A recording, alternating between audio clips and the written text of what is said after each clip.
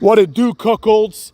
The missed opportunities video that I did reminded me that there is a video that I've been meaning to do for years now. It is no secret that my favorite tag team of all time is the Dudley Boys. In my personal opinion, the Dudley Boys are the greatest tag team that ever existed in many capacities. Number one, they're just general awesomeness, right? Their ability to get themselves over and get things over, right? The what's up, that was fucking awesome, you know? In the 90s, if you know, you know. But that was cool, you know what I mean? It was pop culture, it was a reference, it was streamlined into the mainstream of wrestling, which was then obviously a big deal. The Dudley Boys were a tag team, these two badasses, right? That were not aesthetically pleasing. They're both weird looking dudes. You know, I'm not saying they're ugly guys or anything, but definitely back then they weren't lookers. Now it's like they've had glow ups, like, you know, like Bully Ray and Aces and Eights. He looks like a real man, but when he was Bubba Ray Dudley, he was just a fat guy. But he was a fat guy that you could feel was legit, right? Devon too, you know what I'm saying? Devon, in my opinion, I made a video many years ago where I talked about the most underrated wrestlers of all time, and I think Devon is number one. I think Devon is one of the most underrated wrestlers ever. You know what I mean? But anyways, that's not here nor there. The point I'm trying to make here, and I'm going to do that video again. I don't know if Devon will be number one again, but we'll see. This video is not about them, right? But they're the perfect tag team. They were in the WWE in a time when the tag teams that were getting pushed were like pretty boy tag teams, like the Hardy Boys and Edge and Christian. And they served as an incredible foil to the push of all four of those guys, three of whom would go on to become world champions in WWE. Four, if you count Matt Hardy as the ECW champion, right? Obviously I don't, but you know what I mean. Matt Hardy has also had an incredible career.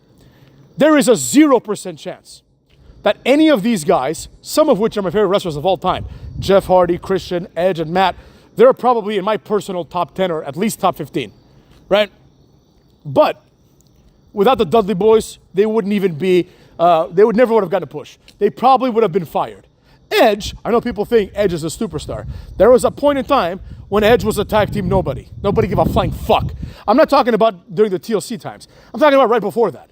Right before that, these were like tag team jobbers, and the tag team that mattered were the New Age Outlaws. And they're wrestling like the Acolytes and The Rock and Mankind. The tag team wrestling was serious back then. You know, like a tag team like fucking Street Profits or A-Town Down Under would never make it back then, right? It just would never happen. You know, the Dudley Boys changed tag team wrestling, tables, all that cool shit. But if there is a second tag team that is the greatest tag team of all time, in my personal opinion, and I'm sure the thumbnail and the title have given this away, but maybe I haven't done that. I don't know, who knows. The Briscoe brothers from ROH, and then later on in their careers from AEW, right? Rest in peace, Jay Briscoe. One of the most underrated indie guys of all time. People talk about Kevin Owens and Cesaro and Samoa Joe. Jay Briscoe, and also Mark, but Jay Briscoe obviously was the better of the two. Like, it is a crime.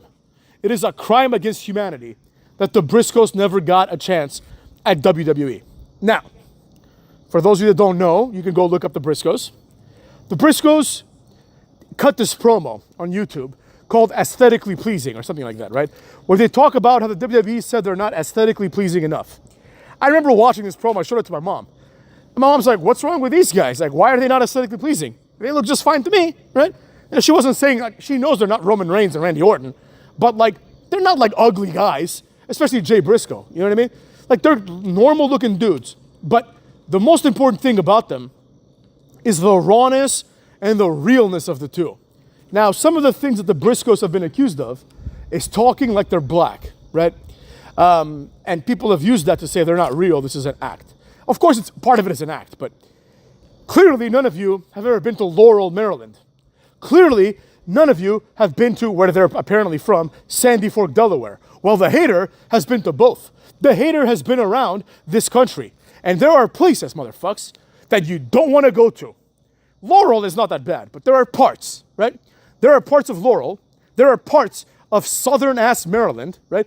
There are like the country-ass parts of Maryland, Delaware, and some Pennsylvania, right? Go to, what's it called, Trout Run, Pennsylvania. Go there, see how comfortable you feel. You know what I mean?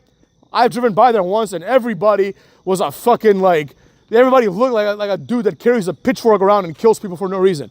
Just real men. You know, the country parts of the United States have a lot of people that talk like that talk like they're black. As a matter of fact, a lot of black culture is just Southern culture that has been brought to the North by the black people that mass migrated here after and during the Harlem Renaissance. Read your histories. So a lot of people that are white talk like that in these parts of the US. And a lot of these people are not to be fucked with. They'll fucking kill you, man. You know, I'm not saying the Briscoes are like that, you know. They're probably great, nice guys. But a lot of people are dangerous, you know. And that's what the Briscoes brought to the table. They brought this aggressiveness that was missing, this raw masculinity, right? Where you know that these are not guys you fuck with, right? This was, again, I can resonate with this because I know people like that from the parts of the East Coast where the Briscoes are from, you know? But the reality is their in-ring work and their personalities made them standouts, right? They are a tag team that had a gimmick. Their gimmick is them boys, right? Two country-ass dudes, two farmers, but like modernized country-ass dudes with tattoos and shit like that. They're not like, you know, like hayseeds, like wearing overalls and stuff like that, right? They're like two of these like urbanized country motherfucks. But the thing that made them the best was, to this day, I've seen a bunch of Briscoe matches, and I've never seen a bad one, motherfucks. I've never seen a bad one. And for a long time, they were like the quintessential ROH tag team. Now Mark Briscoe is the ROH world champion, and he deserves it. They had opportunities, apparently. They had tryouts with WWE, and they were considered basically to be too harsh, too raw for the WWE, right? The reality is, that was probably true. But you find a way, motherfucks. If you're the WWE, you find a way to include these guys. Because these guys were special. First of all, they're a natural tag team. Brothers, right? They're a natural tag team. They have several tag team moves, tag team finishers. They're athletic, obviously. They do like high-flying shit, you know what I'm saying? They're rough. They can both, Jay more so than Mark, but they can both cut a promo. And I understand you don't want to give Jay Briscoe, rest in peace, a mic on NXT, right? Because he's dropping the words you don't want to say on TV. Let me tell you, right? Like he's gonna say shit about people like Nathan Frazier and Trick Williams and Idris Enoff and these guys that like are not on the same like level of aggressiveness as him. And no one's gonna like it if they were around now, right? But you find a way, motherfucks. You find a way because they are a big missed opportunity in the tag team space. You know, repackage them if you have to, I don't care. Their talent would have spoken for itself.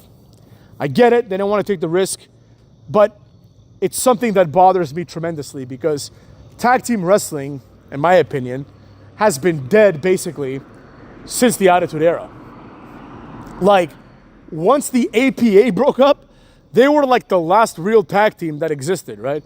Then the Dudleys and Hardys and shit like that, all that kind of stuff fell apart around the same time, right?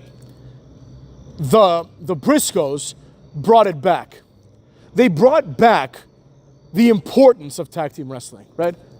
ROH, one of the things that ROH did correctly was that there were pay-per-views where the tag team titles were the main event, right? Because in ROH, the best match, generally, was going to be the main event. And sometimes the best match is not the world title match when your world champion is Austin Aries, right? No, nobody wants to see that shit, right? Or maybe they do, but they'd rather see the Briscoes. Or, you know, Jimmy Jacobs and Tyler Black, who is now Seth Rollins, right? As you can see, the hater knows his wrestling, cucks. I'm not just here talking shit. But the reality is that the Briscoes deserved better. I really still do hope that Mark Briscoe ends up in WWE somehow as a producer or something, right? Apparently he's a really smart guy in real life, so they say, right? Even though he plays this like dumbass on TV sometimes. He deserves more, and the Briscoes deserved more. They deserve to at least be a one-time tag team champion, especially in the context of like people like Angelo Dawkins and Luke Gallows having world tag team championship title runs, you know? So this video almost made me a little melancholy, a little sad, because it's a stark reminder that in life you seldom get what you deserve. You get what you make out of life, and more importantly, and more likely, you get whatever hand you're dealt. Luck is the most important element of success. Don't forget that. And that's what happened to the Briscoes. They didn't get the luck they deserved. And that is unacceptable, cuckolds.